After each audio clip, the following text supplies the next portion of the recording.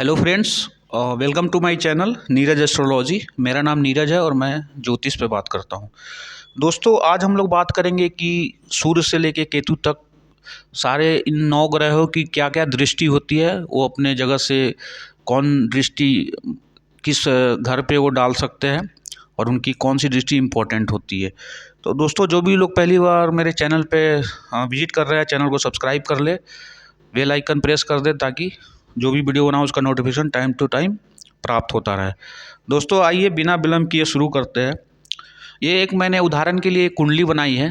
पहले स्थान में मैंने सूर्य को बिठाया है, दूसरे में चंद्रमा को, तीसरे में मंगल को, चौथे भाव में बुध को, पंचम में गुरु को, सप्तम में शुक्र को, दसम में शनि को और 11th में राहु को और द्वादश में केतु को।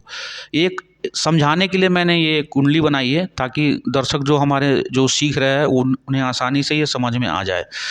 तो दोस्तों, पहले बात करते हैं सूर्य की। सूर्य जहाँ पे बैठते हैं वहाँ से वो कौन कौन सी दृष्टि से वो देखते हैं। तो सूर्य जिस भाव में बैठा हो वहाँ से वो तीसरा तथा 10वें भाव को वो एक चरण दृष्टि से देखते हैं।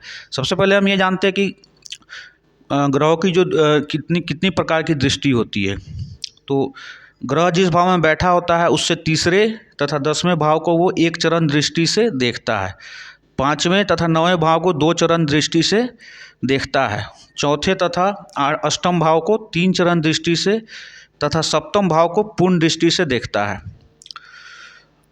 किंतु इन भावों में पूर्ण दृष्टि से देखने के अतिरिक्त मंगल अपने बैठे हुए स्थान से चौथे और 8वें को और गुरु अपने बैठे हुए स्थान से 5वें तथा 9वें भाव को तथा शनि अपने बैठे हुए स्थान से तीसरे और 10वें भाव को पूर्ण दृष्टि से देखता है।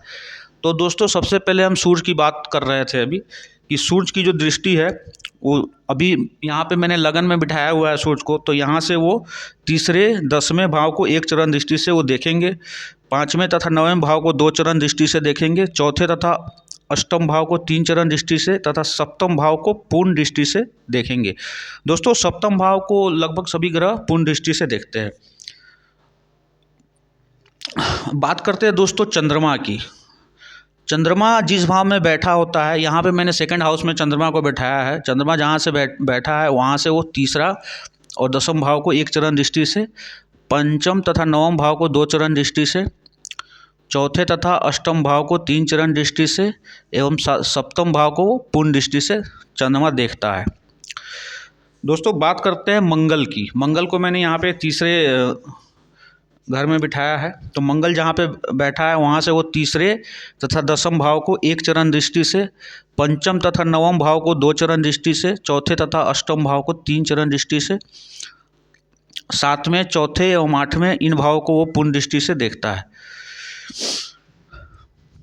बात करते हैं दोस्तों बुध की। बुध जिस भाव में बैठा हो वहाँ से वो तीसरे और 10वें भाव को एक चरण दृष्टि से, 5वें तथा 9वें भाव को 2 चरण दृष्टि से, चौथे तथा 8वें भाव को 3 चरण दृष्टि से एवं 7वें भाव को वो पूर्ण दृष्टि से देखते हैं।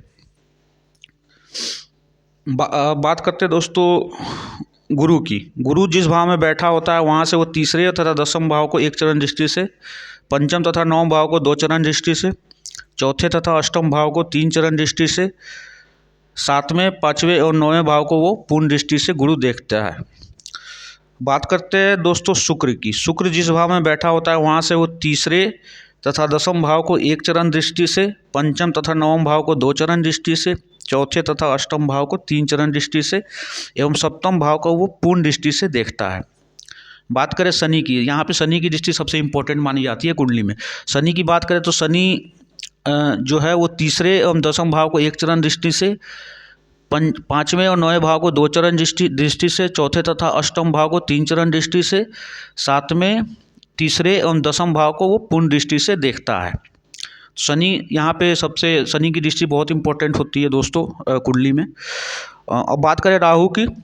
राहु जिस भाव में बैठा होता है वहाँ से वो तीसरे, 6ठे भाव को एक चरण दृष्टि से, दूसरे तथा 10वें भाव को 2 चरण दृष्टि से, 5वें, 7वें, 12वें भाव को वो पूर्ण दृष्टि से देखता है।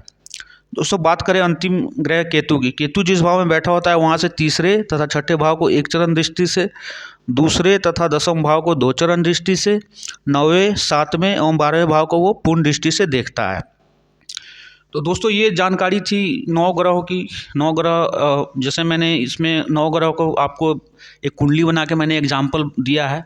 आप समझ सकते हैं कि सूर्य जहाँ बैठे हैं, चंद्रमा जहाँ बैठे हैं, मंगल बुध गुरु शुक्र शनि राहु केतु, वहाँ से वो इन दृष्टियों जिसकी मैंने चर्चा की है वो देखते हैं। और सभी ग्रह सप्तम दृष्टि उनकी सबसे इम्पोर्टेंट मानी जाती है। जितने भी ग्रह हैं सब सप्तम दृष्टि जो है, सारे ग्रह पूर्ण मतलब सप्तम जो होती है वो पूर्ण दृष्टि होती है सारे ग्रहों की। तो दोस्तों आज का कार्यक्रम यहीं पे समाप्त करते हैं। जो भी लोग मेरे चैनल पे पहली बार विजिट कर रहे हैं उनसे रिक्वेस्ट करता हूँ मेरे चैनल को सब्सक्राइब कर ले। आगे और भी बहुत इन्फॉर्मेटिव वीडियो मैं लाने वाला हूँ। आज के वीडियो में दोस्तों इतना ही। मिलते हैं दोस्तों अगले वीडियो में, अगले भाग में। तब तक के लिए दोस्तों जय हिंद, जय भारत, नमस्कार।